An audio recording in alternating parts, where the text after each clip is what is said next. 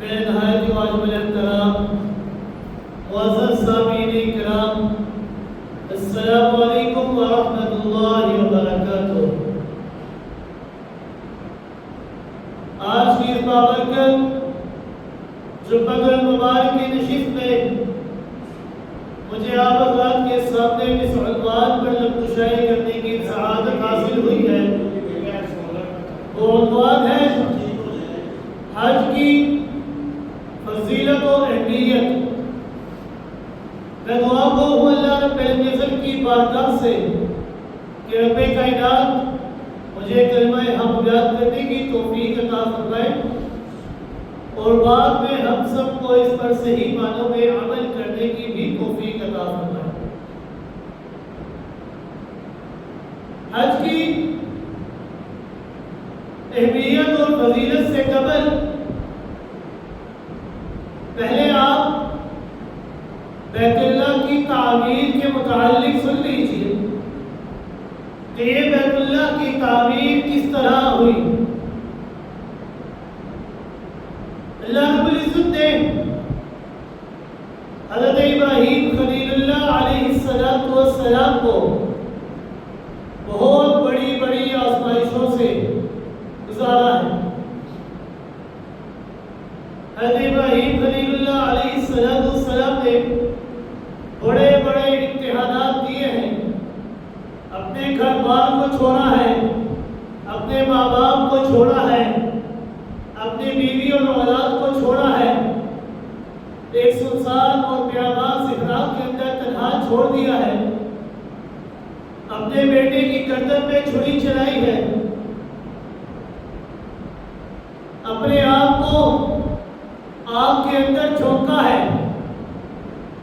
حضرت ابراہیم خلیل اللہ علیہ السلام نے ان تمام امتحانات کو، آزمائشوں کو اللہ رب العزت کی مدد اور استعانت کے ساتھ مکمل کیا۔ تمام امتحانات میں کامیاب ہوئے تو اللہ رب العزت نے ان امتحانات میں کامیابی کے بعد حضرت ابراہیم خلیل اللہ علیہ السلام کو ایک بہت بڑے اعزاز سے نوازنے کا فیصلہ فرمایا کہ اللہ رب العزت نے حضرت ابراہیم خلیل اللہ علیہ السلام کو حکم دیا کہ آپ اس روئے ارض کے اندر میں اللہ رب العزت کے گھر کی تعمیر فرمائے۔ باپ اور بیٹے نے خوشی خوشی اللہ رب العزت کے گھر کی تعمیر شروع کر دی۔ تعمیر کرتے کرتے جب حجر اسود کے قریب پہنچے، حجر اسود کی جگہ پر پہنچے تو حضرت ابراہیم خلیل اللہ علیہ السلام نے اپنے بیٹے حضرت اسماعیل ذبیح اللہ علیہ السلام سے کہا کہ اے میرے بیٹے، جاؤ کوئی اچھا سا پتھر ڈھونڈ کر لے کر آؤ تاکہ اس پتھر کو ہم یہاں پر لگا سکے۔ حضرت اسماعیل علیہ السلام پتھر ڈھونڈ کر لائے تو دیکھتے ہیں کہ میرے پتھر لانے سے پہلے ہی حضرت ابراہیم خلیل اللہ علیہ السلام نے وہاں پر کوئی دوسرا پتھر لگا دیا تھا۔ وہ دوسرا پتھر وہاں پر لگا چکے تھے۔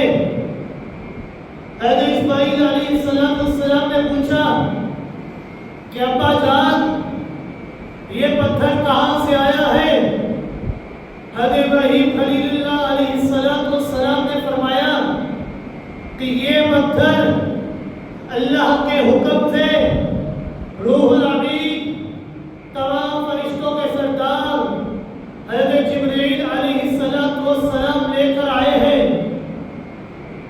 یہ وہی پتھر ہے جسے حجر اسود کہا جاتا ہے۔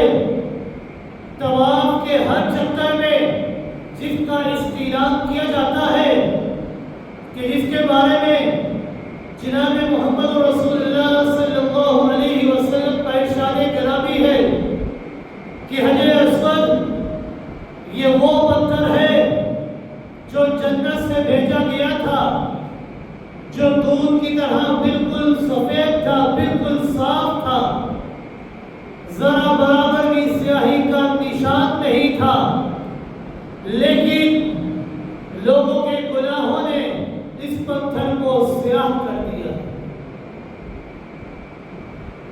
جب بیت اللہ کی تعمیر کر رہے تھے، دیواریں جب کافی اونچی ہو گئی، حضرت اسماعیل علیہ السلام ایک پتھر اٹھا کر لائے کہ جس پر کھڑے ہو کر حضرت ابراہیم خلیل اللہ علیہ السلام نے بیت اللہ شریف کو تعمیر کیا۔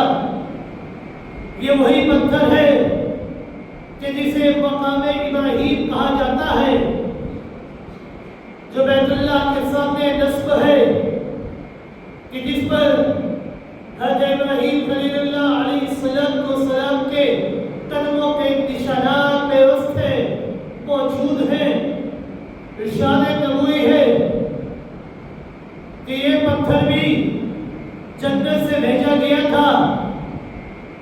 اس پتھر کے اوپر کھڑے ہو کر حضرت ابراہیم خلیل اللہ علیہ السلام نے بیت اللہ کی تعمیر کی۔ خوش نصیب باپ اور بیٹا بیت اللہ شریف کی تعمیر کرتے رہے، اور ساتھ ہی ساتھ اللہ رب العزت سے یہ دعا مانگتے رہے۔ کیا دعا مانگتے رہے؟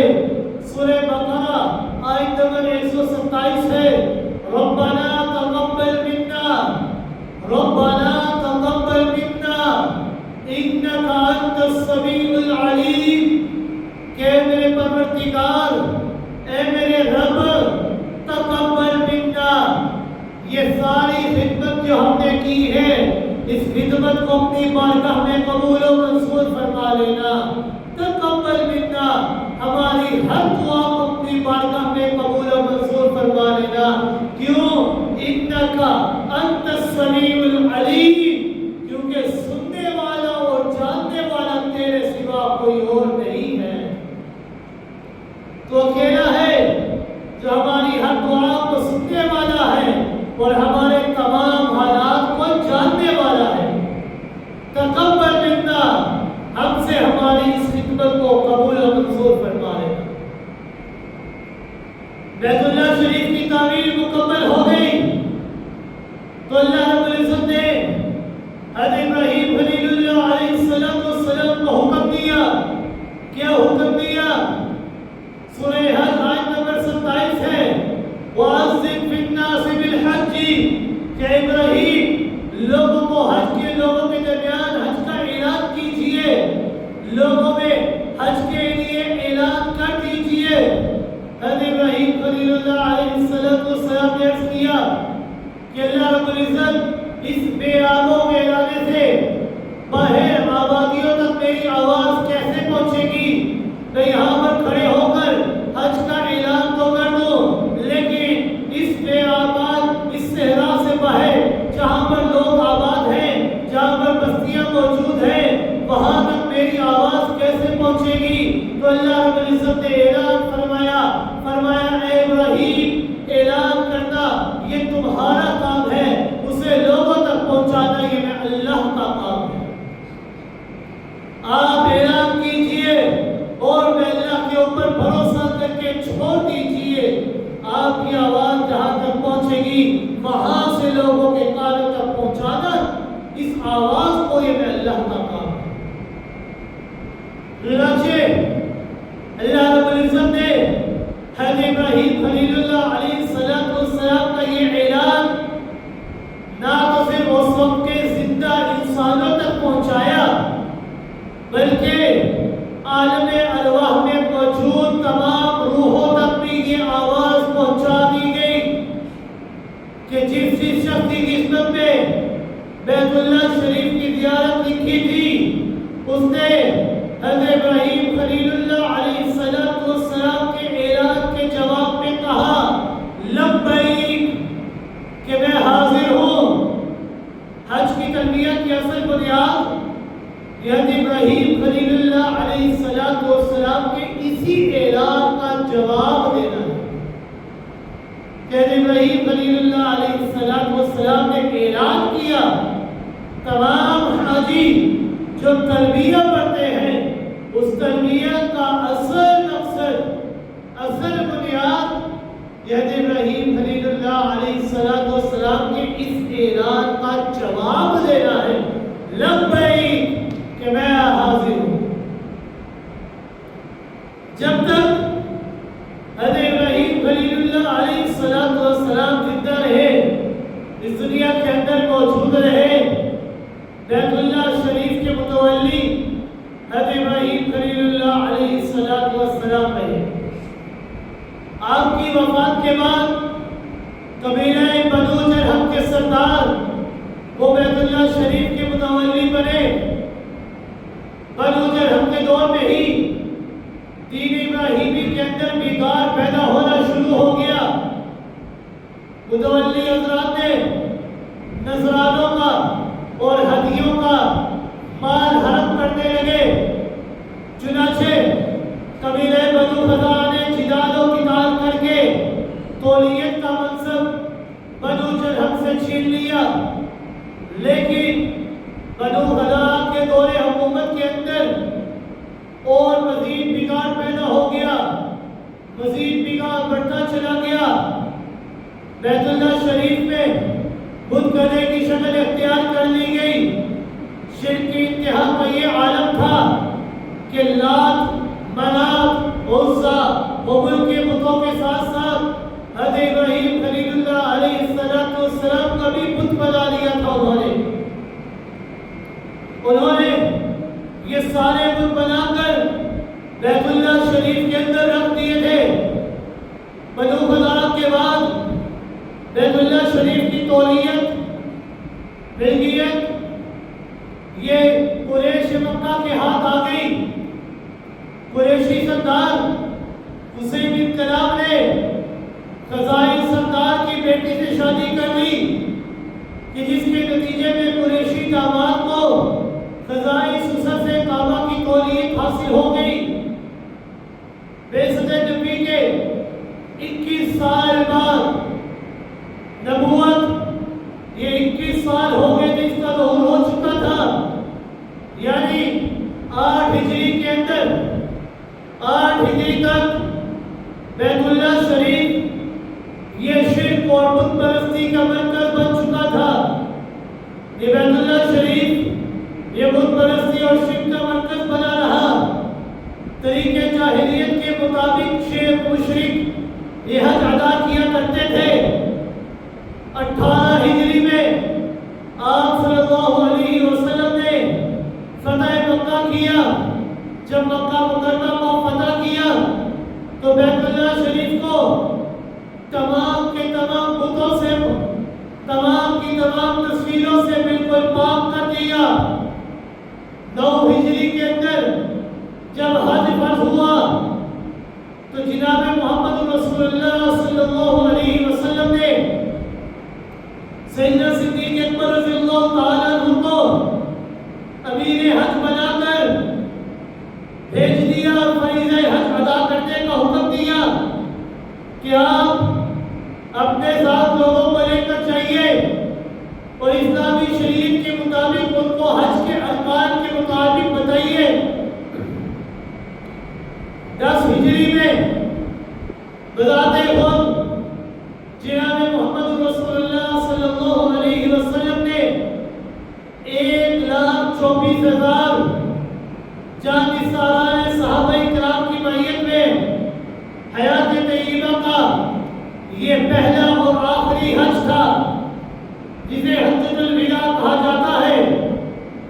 10 ہجری میں رسول اکرم صلی اللہ علیہ وسلم نے اپنی حیات طیبہ کا پہلا اور آخری حج ادا کیا۔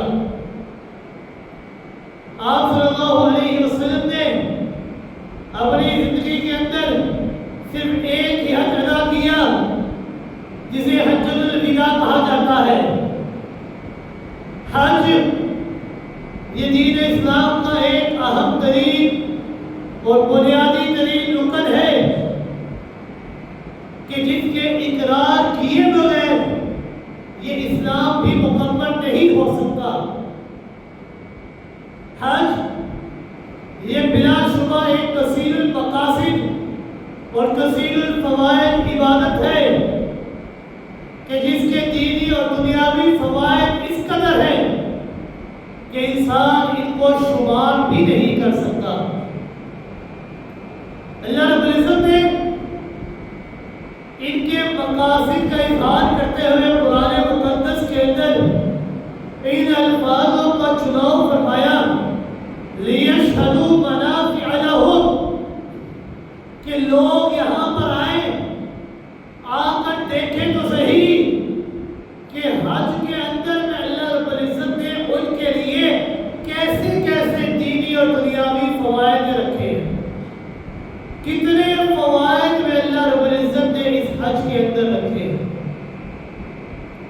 بیت اللہ کا حج کرنا یہ دین اسلام کا ایک اہم اور بنیادی ترین رکن ہے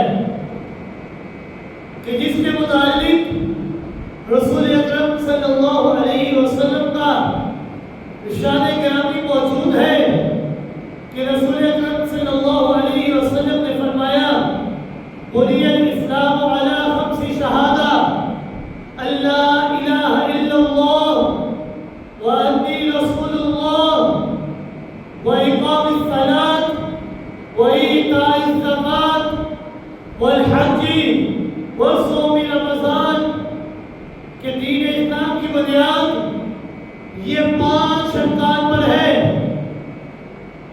جب تک انسان ان میں سے تمام ان ارکانوں کو نہیں مانے گا تب تک انسان کا اسلام مکمل نہیں ہو سکتا۔ وہ 5 ارکان کون سے ہیں؟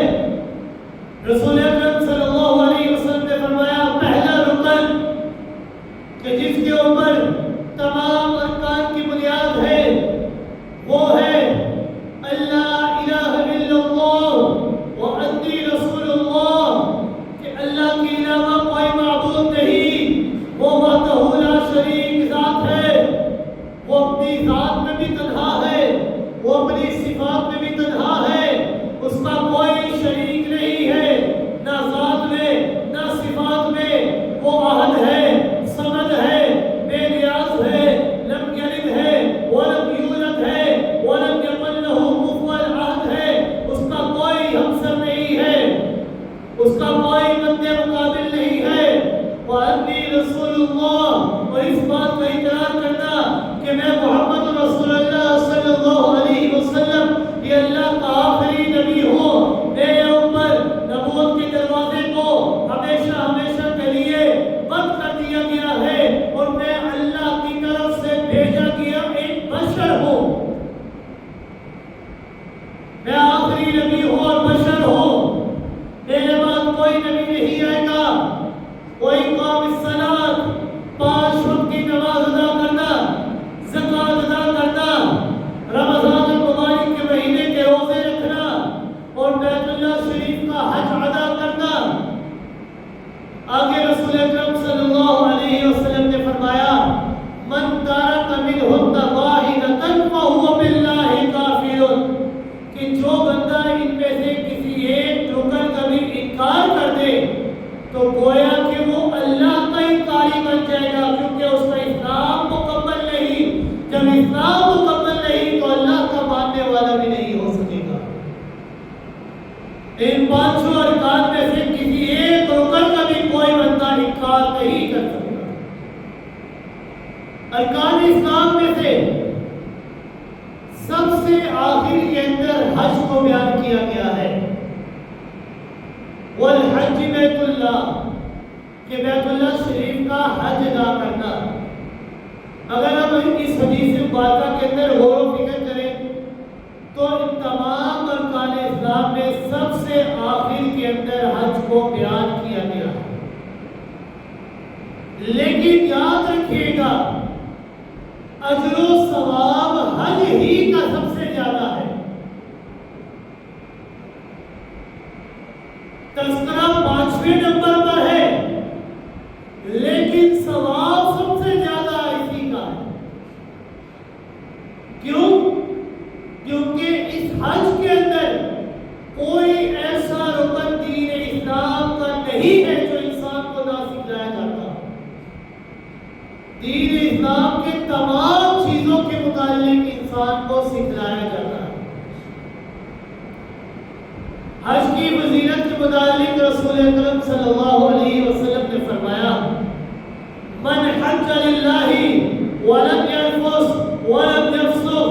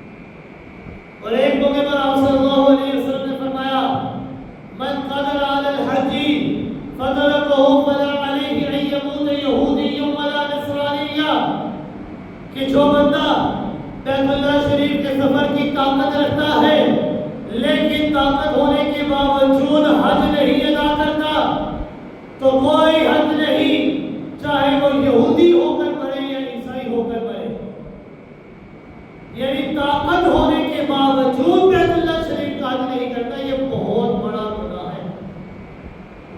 ایک موقع پر آپ صلی اللہ علیہ وسلم نے فرمایا من اراد الحج فلیتعجل، کہ جو بندہ حج کا ارادہ کرے تو اسے چاہیے جلدی کرے، جلدی کرنی چاہیے۔ کیوں؟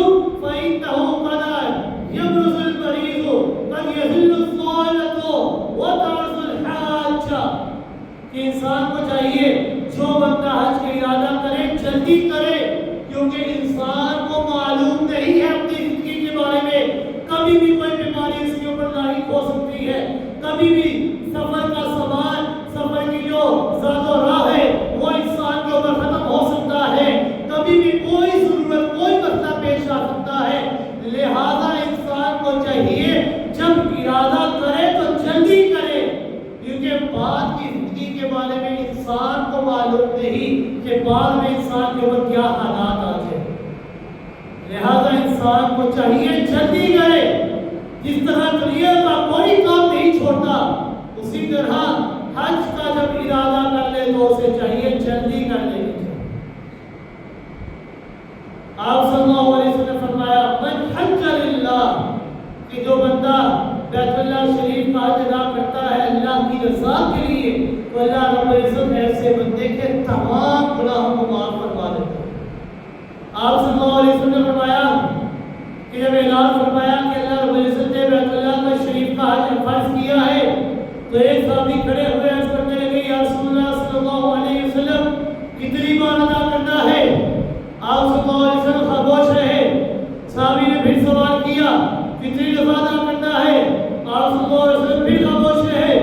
تیسری مرتبہ سوال کیا، پھر آپ صلی اللہ علیہ وسلم نے فرمایا کہ خاموش ہو کر بیٹھ جاؤ، کیونکہ اگر میں محمد رسول اللہ صلی اللہ علیہ وسلم یہ فرما دیتا نا کہ تم نے ہر سال ادا کرنا ہے، تو ہر سال بیت اللہ شریف کا حج ادا کرنا ہے تمہارے لیے بہت مشکل ہو جاتا ہے۔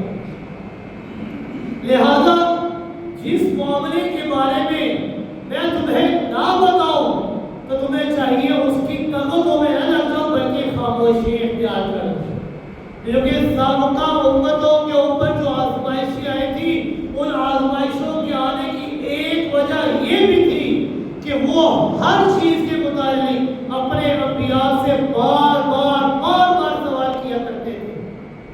جس طرح سیدنا موسیٰ علیہ السلام کے دور کے اندر جب ایک شخص قتل ہو گیا، اس کو مار دیا گیا، سیدنا موسیٰ علیہ السلام نے فرمایا ایک گائے کو ذبح کرو، اس کے گوشت کا لوتھڑا اس کے منہ پر مارو، وہ زندہ ہو کر بتائے گا کہ مجھے کس نے قتل کیا ہے۔ لیکن لوگوں نے سوال و جواب شروع کر دیے کہ اس کا رنگ کیسا ہونا چاہیے، آیا وہ زمین پر چلانے کے لیے استعمال کی جاتی ہو یا بالکل صاف ہو، اس کا سینگ کیسے ہونے چاہیے۔ آپ صلی اللہ علیہ وسلم نے فرمایا کہ اگر وہ کسی بھی گائے کو ذبح کر کے اس کا لوتھڑا اس کے منہ پر مار دیتے نا تو وہ مردہ جواب دے دیتا، لیکن جب انہوں نے سوال جواب شروع کر دیا تو ان کے لیے اس گائے کی تلاش یہ بہت مشکل ہو گئی۔ اسی لیے رسول اکرم صلی اللہ علیہ وسلم نے فرمایا کہ جس چیز کے متعلق میں تمہیں نہ بتاؤں تو بار بار سوال نہ کرو، کیونکہ اگر میں کہہ دیتا نا کہ بار بار حج ادا کرنا ہے تو تمہارے لیے بے حد مشکل ہو جائے۔ اگر آپ غور فرمائیے گا، یہ جو ہم بیت اللہ شریف کا حج ادا کرتے ہیں، حجاجی کرام کا گھر بار، اہل و عیال، یہ اپنی تمام تر مصروفیاتوں کو چھوڑ کر اللہ کی گھر کی زیارت کے لیے ایک طویل سفر پر نکل کھڑے ہونا، رجوع الی اللہ، توکل علی اللہ کی ایک خاص کیفیت یہ انسان کے اندر پیدا کر دیتا ہے۔ دوران سفر خالص اللہ کی رضا کے لیے ہر قسم کی تکلیف، ہر قسم کی پریشانی برداشت کرنا، یہ یقیناً تزکیہ نفس کا باعث بنتا ہے۔ دنیا کے مختلف حصوں میں رہنے والے، مختلف زبانیں بولنے والے، مختلف لباس پہننے والے، مختلف رنگ اور مختلف نسلوں سے تعلق رکھنے والے لوگوں کا ایک ہی منزل پر پہنچنے کے لیے چل پڑنا، میقات پر پہنچ کر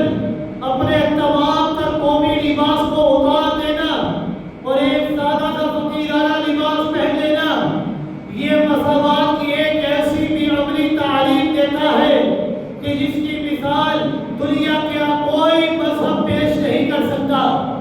دنیا کی کسی مذہب کے اندر یہ مثال نہیں ملتی. امیر و فقیر، شاہ و گدا، عربی و عجمی، شرقی و غربی، سبھی لوگوں کا ایک ہی لباس، ایک ہی زبان اور ایک ہی رخ پر ایک ہی جیسے الفاظ کے اندر ترانہ توحید بلند کرنا اور پھر ایک ہی وقت میں ایک ہی رخ پر ایک ہی طریقے پر اپنے مالک اور آقا کے سامنے سجدہ ریز ہو جانا.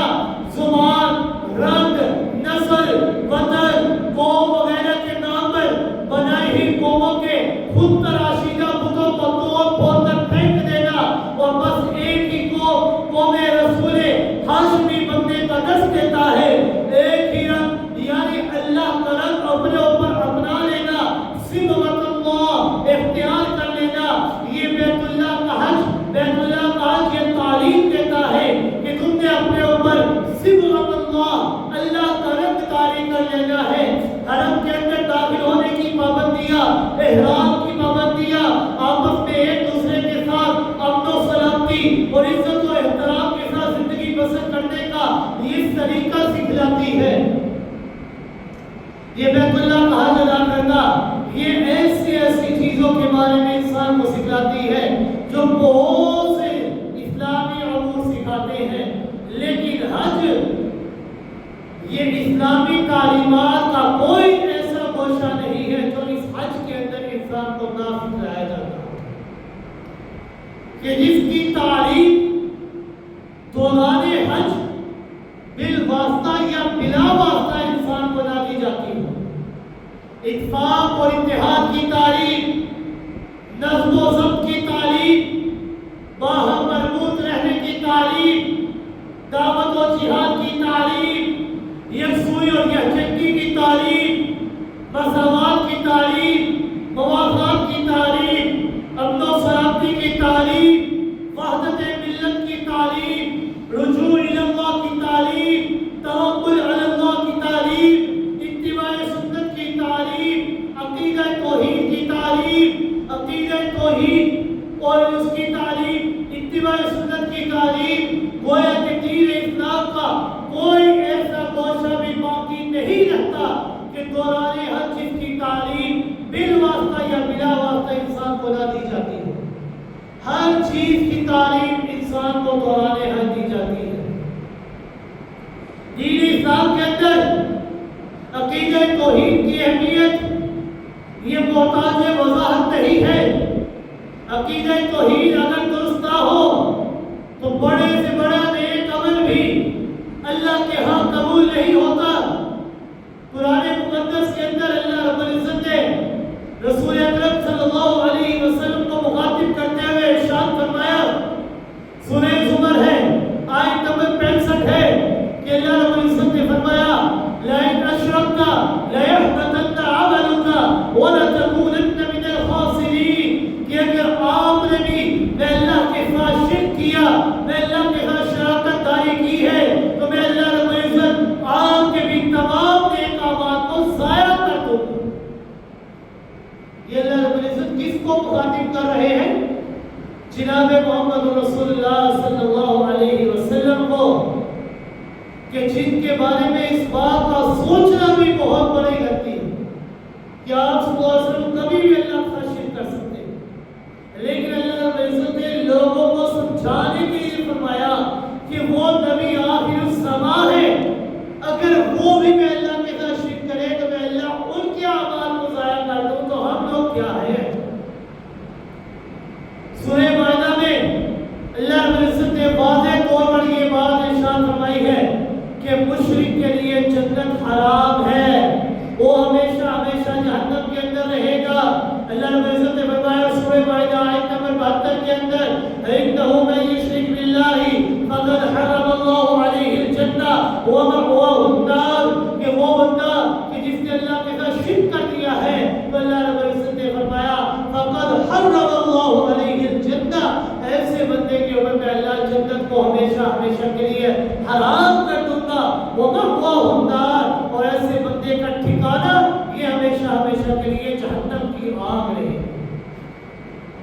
قیامت کے روز رسول اکرم صلی اللہ علیہ وسلم کے چچا ابو طالب، حضرت ابراہیم خلیل اللہ علیہ السلام کا باپ آزر، حضرت نوح علیہ السلام کا بیٹا، حضرت لوط علیہ السلام کی بیوی، انبیاء کے ساتھ گہری خونی رشتے ہونے کے باوجود یہ سارے جہنم کی آگ کے اندر چلیں گے، یہ سارے جہنم کی آگ کے اندر جائیں گے۔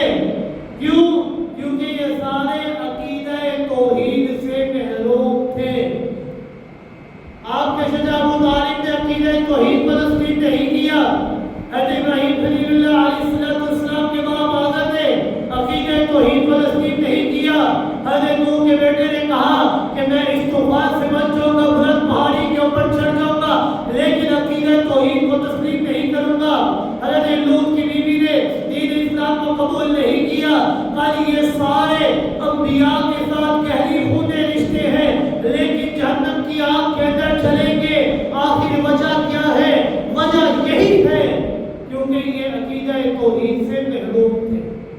انہوں نے اللہ کے ساتھ شرک کیا تھا، اور جو اللہ کے ساتھ شرک کرے تو اللہ کا اعلان ہے فقد حرم اللہ علیہ الجنہ ومأواہ النار۔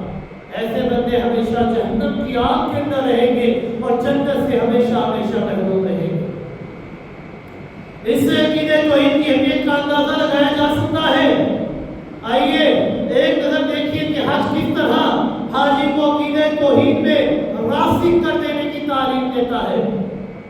مقام حج یعنی مکہ مکرمہ پہنچنے سے کئی میل پہلے ہی حاجی جب میقات پر پہنچتا ہے، احرام باندھتا ہے، تو اسے اللہ کی توحید، اللہ کی تحمید اور کبریائی اور عظمت پر مشتمل تلبیہ پڑھنے کا حکم دیا جاتا ہے۔ مکہ مکرمہ پہنچ کر وہ طواف کا آغاز کرتا ہے، تو وہی وہاں پر بھی اللہ رب العزت کی کبریائی کے کلمات اسے ادا کرنے کا حکم دیا گیا ہے کہ طواف کے دوران بھی کونے میں اللہ کی کبریائی اور عظمت کو بیان کرنا ہے، کہ طواف کے ہر چکر میں حجر اسود کے پاس آ کر اسے یہی کلمات دہرانے ہوتے ہیں۔ دوران حج، دوران طواف حاجی کو کثرت سے اللہ کا ذکر اور تسبیح، تحمید و تقدیس کرنے کا حکم دیا جاتا ہے۔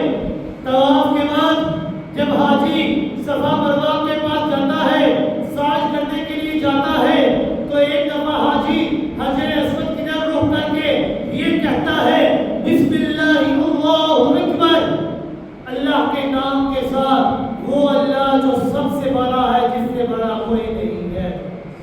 یہ کلمات کہہ کر اپنے سعی کو شروع کرتا ہے۔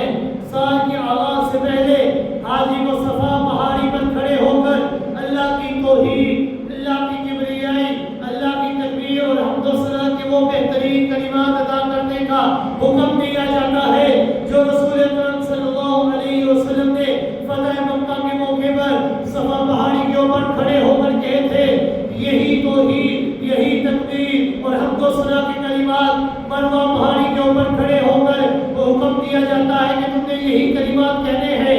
میدان عرفات میں رسول اکرم صلی اللہ علیہ وسلم نے جس دعا کو بہترین دعا قرار دیا، وہ ساری کی ساری دعا وہ عقیدہ توحید کی تعلیم پر مشتمل ہے، جس کے الفاظ یہ ہیں لا الہ الا اللہ وحدہ لا شریک لہ لہ الملک ولہ الحمد وہو علی کل شیء قدیر۔ لا الہ الا اللہ، اللہ تیرے علاوہ کوئی معبود نہیں، تو وحدہ لا شریک ہے، تو اپنی ذات میں بھی تنہا ہے، تو اپنی صفات میں بھی تنہا ہے، تیرا کوئی شریک نہیں ہے، تو احد ہے، بے نیاز ہے۔ لا شریک لہ، تیرا کوئی شریک نہیں ہے۔ لہ الملک، ساری کی ساری بادشاہت وہ تیرے لیے ہے۔ وَلَهُ الْحَمْدُ، تمام کی تمام تعریفیں اگر ہے تو صرف اور صرف تیرے لیے ہے۔ یہ ساری بادشاہت تیرے لیے کیوں ہے؟ یہ ساری تعریفیں تیرے لیے کیوں ہے؟ وجہ کیا ہے؟ وجہ یہ ہے وَهُوَ عَلَى كُلِّ شَيْءٍ قَدِيرٌ، کہ ہر چیز کے اوپر کامل قدرت، ہر چیز کے اوپر کامل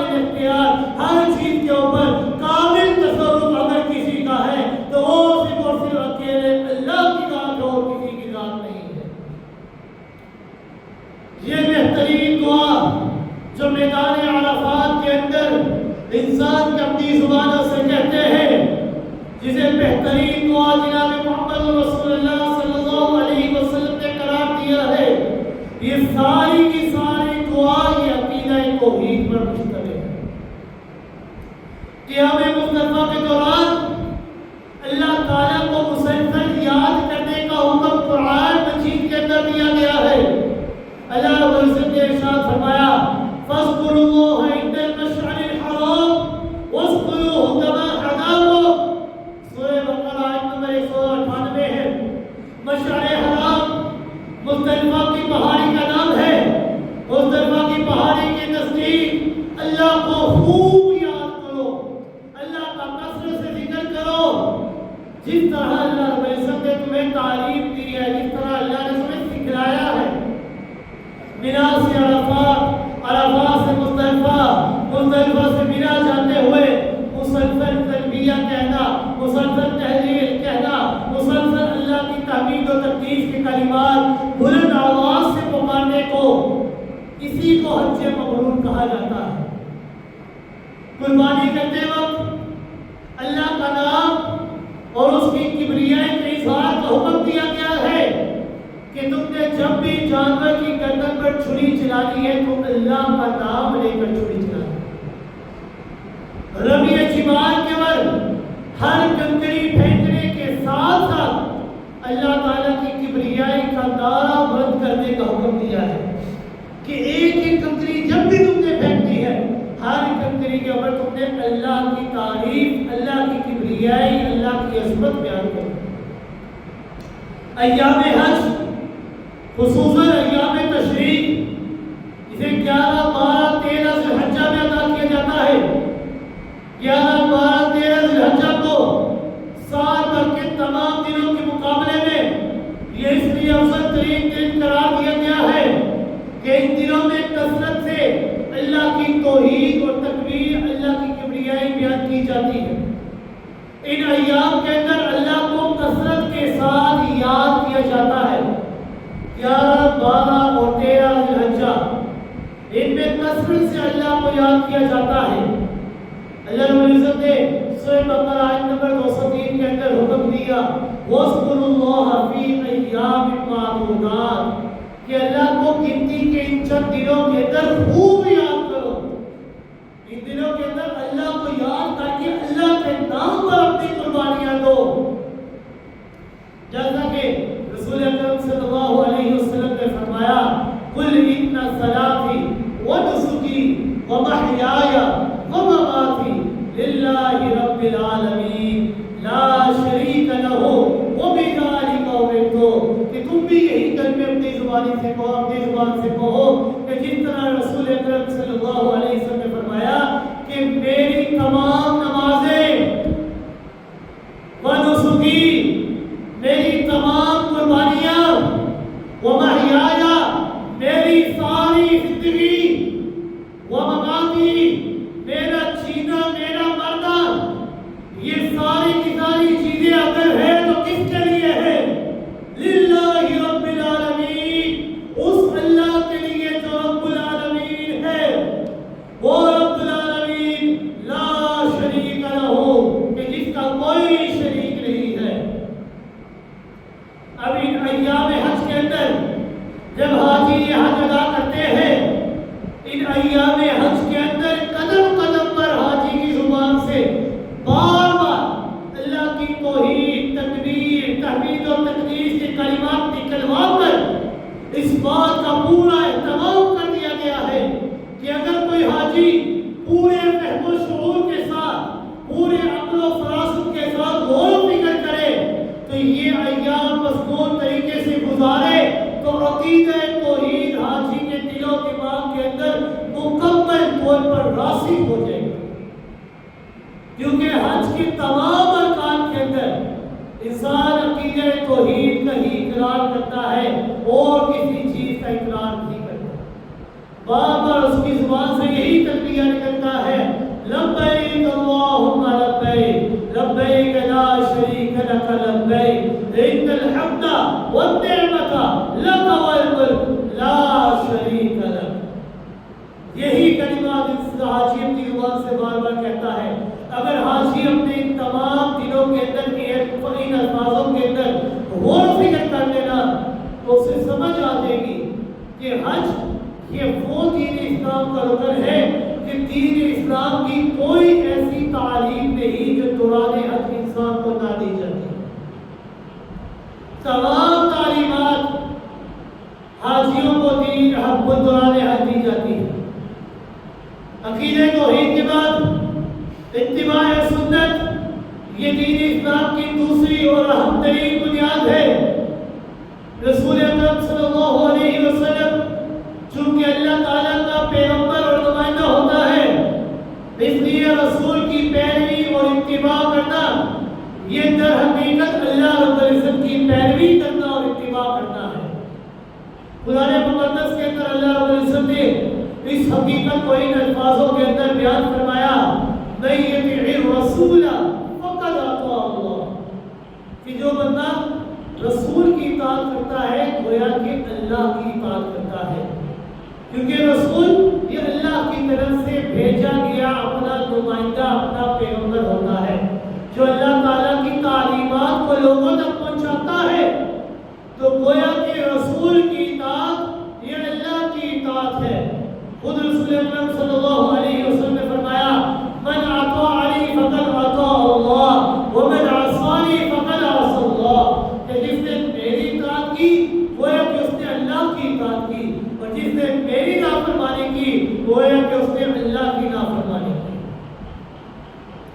ایک موقع پر سورہ احزاب آیت نمبر 71 کے اندر اللہ رب العزت نے فرمایا، وَمَن يُطِعِ الرَّسُولَ فَقَدْ أَطَاعَ اللَّهَ وَمَن يُطِعِ اللَّهَ وَرَسُولَهُ فَقَدْ فَازَ فَوْزًا عَظِيمًا، کہ جس نے اللہ اور اس کے رسول کی اطاعت کی گویا کہ اس نے بہت بڑی کامیابی حاصل کر لی ہے۔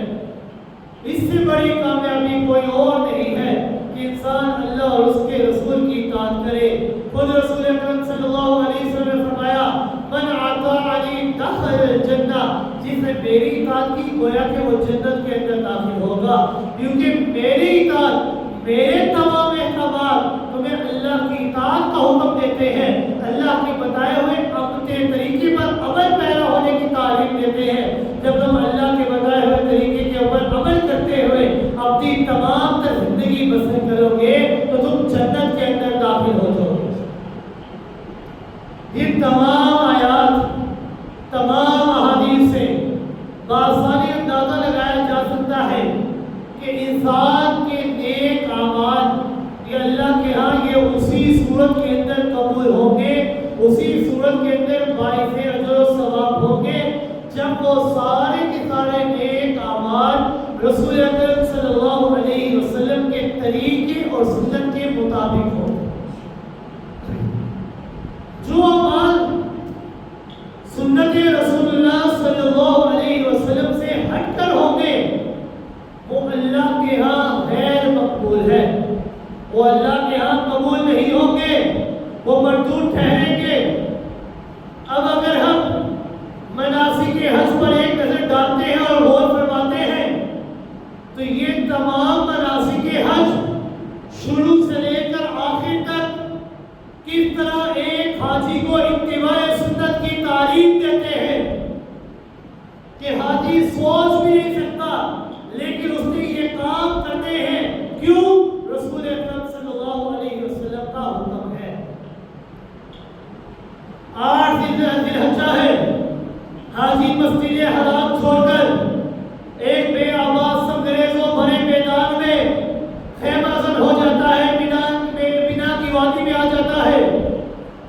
اگر حاجی نے محض اجر و ثواب بھی اس کو مطلوب ہوتا تو مسجد حرام میں ادا کی گئی نمازوں کا ثواب یہ بنا کے مقابلے میں ادا کی گئی نمازوں کے ثواب سے لاکھوں گنا زیادہ ہے۔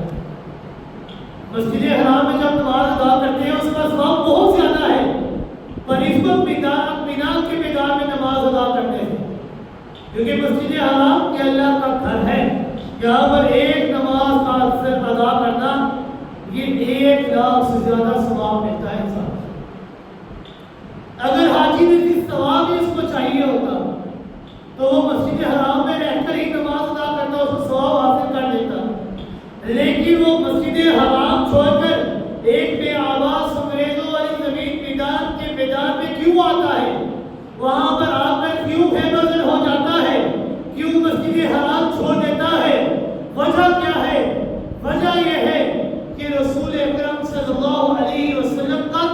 طریقہ اور سنت یہی ہے کہ آپ صلی اللہ علیہ وسلم کا بتایا ہوا طریقہ یہی ہے کہ مختصر سے قیام کے بعد تم نے اگلے روز 9 ذی الحجہ کو طلوع آفتاب کے بعد حاجی پھر اٹھتے سفر باندھتا ہے، مینا سے آگے چلتا ہے۔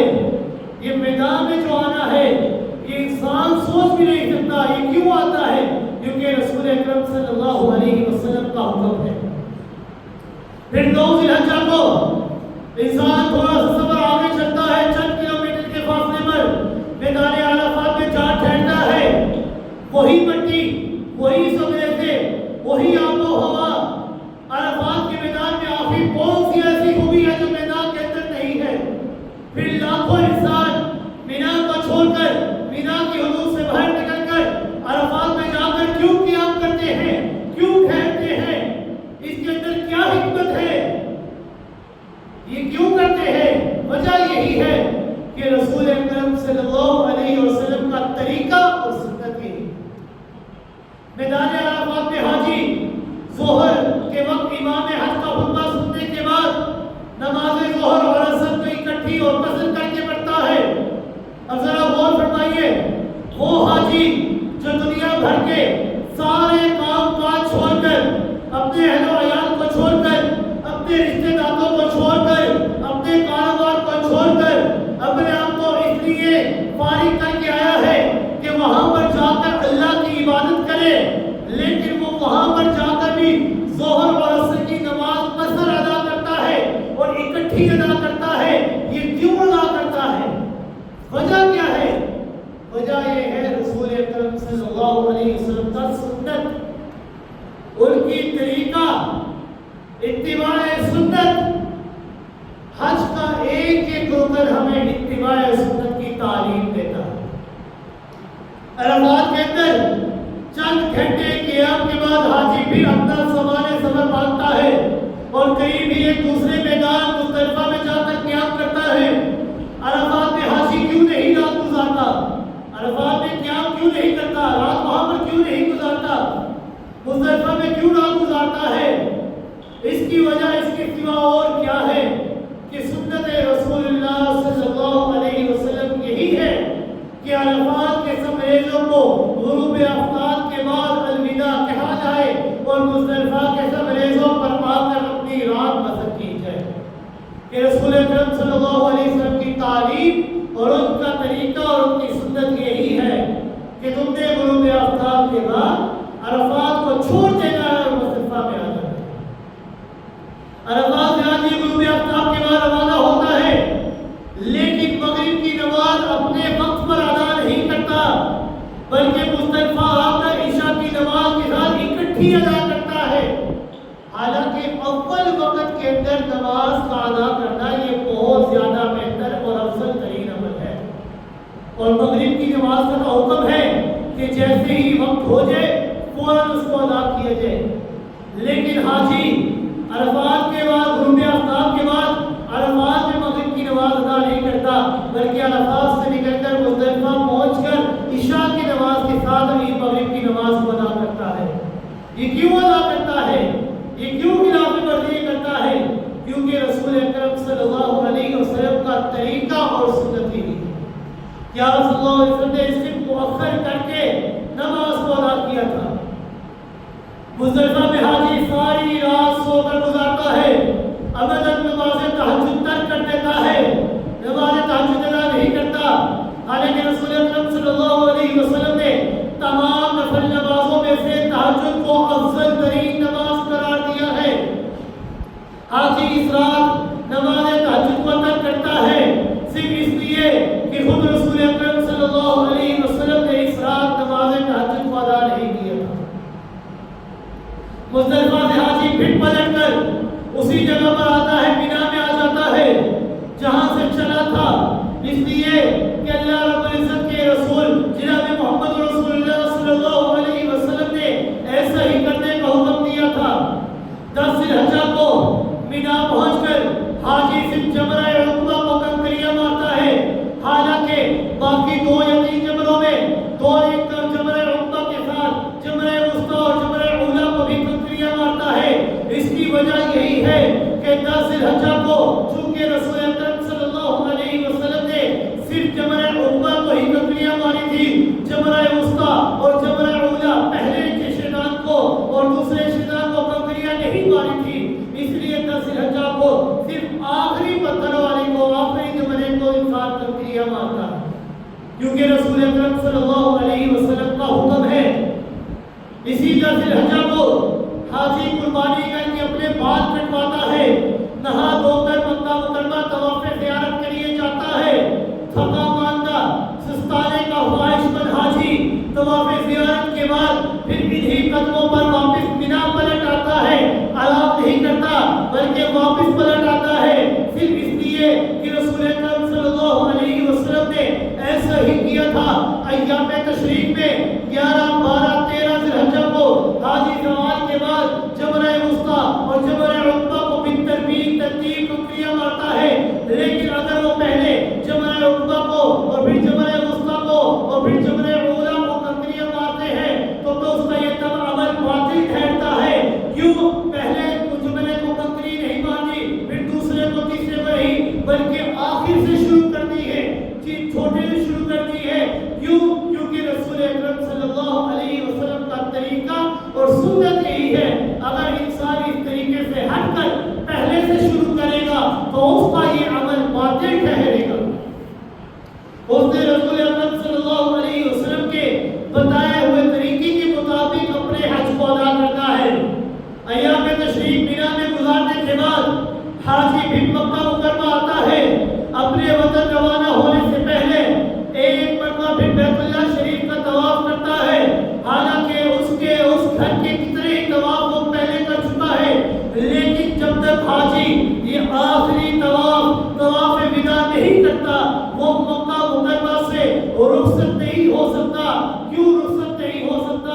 کیونکہ رسول اکرم صلی اللہ علیہ وسلم کی سنت اور طریقہ یہی ہے کہ آپ نے تمام مناسک حج کو پورا کر لینے کے بعد مکہ مکرمہ پہنچنے پر، حرم پہنچنے پر طواف وداع ادا کیا تھا۔ جب تک حاجی طواف وداع ادا نہیں کرے گا اس کا حج مکمل نہیں ہو سکتا، وہ اپنے گھر واپس نہیں لوٹ سکتا۔ کیوں؟ کیونکہ رسول اکرم صلی اللہ علیہ وسلم کا طریقہ اور سنت یہی ہے۔ ہم نے جو حج ادا کرنا ہے، جس طریقے پر ادا کرنا ہے، وہ رسول اکرم صلی اللہ علیہ وسلم کے بتائے ہوئے طریقے پر ادا کرنا ہے۔ اگر مناسک حج شروع سے لے کر آخر تک ہم دیکھ لیں، 8 ذی الحجہ کو دیکھ لیں، 9 ذی الحجہ کو دیکھ لیں، 10 ذی الحجہ کو دیکھ لیں، ایام تشریق کو دیکھ لیں، شروع سے لے کر آخر تک دیکھ لیں اور غور کریں تو یہ حقیقت سامنے آتی ہے کہ حاجی نہ تو زبان و مکان کا بندہ ہے، نہ ہی عقل و فکر کا بندہ ہے، بلکہ وہ بندہ ہے اور غلام ہے۔ کس کا بندہ ہے؟ کس کا غلام ہے؟ وہ بندہ ہے اللہ رب العزت کا، اور غلام کس کا ہے؟ جناب محمد رسول اللہ صلی اللہ علیہ وسلم کا۔ اس سے مطلوب ہے کیا؟ مطلوب ہے اس بندے سے کیا؟ مطلوب ہے اس غلام سے؟ اس سے مطلوب ہے غیر مشروط اطاعت رسول صلی اللہ علیہ وسلم، کہ تم نے چھوٹ چھڑا کیے بغیر جو رسول اکرم صلی اللہ علیہ وسلم کی تعلیم ہے، جو ان کا طریقہ ہے، جو ان کی سنت ہے، تم نے کسی ہیل و حجت کے بغیر، کسی چھوٹ چھڑا کے بغیر ان کے بتائے ہوئے طریقے پر عمل کرنا ہے اور اپنی زندگی کو بسر کرنا ہے۔ حج کا ایک ایک رکن حاجی کو عقیدہ توحید کی تعلیم دیتا ہے، حج کا ایک ایک رکن حاجی کو اتباع سنت کی تعلیم دیتا ہے۔ عقل و سوچ عقل و فکر ختم ہو جاتی ہے، پھر میں ثواب حاصل کرنے آیا، میں مسجد حرم کے اندر ہی نماز ادا کروں، مجھے ثواب زیادہ ملے گا، لیکن عقل و سوچ جان جاتی ہے، عقل و سوچ ختم ہو جاتی ہے۔ عقل و سوچ کے اوپر انسان نے عمل نہیں کرتا، عمل کرنا ہے رسول اکرم صلی اللہ علیہ وسلم کے طریقے پر۔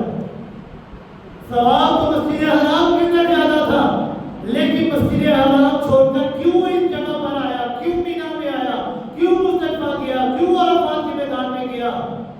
کیونکہ رسول اکرم صلی اللہ علیہ وسلم کی اتباع کا حکم دیا گیا۔ امیر المؤمنین سیدنا فاروق اعظم رضی اللہ تعالی دوران طواف کہ اے حجر اسود، اللہ کی قسم میں خوب مانتا ہوں کہ تو ایک پتھر ہے، نہ نقصان پہنچا سکتا ہے نہ نفع دے سکتا ہے۔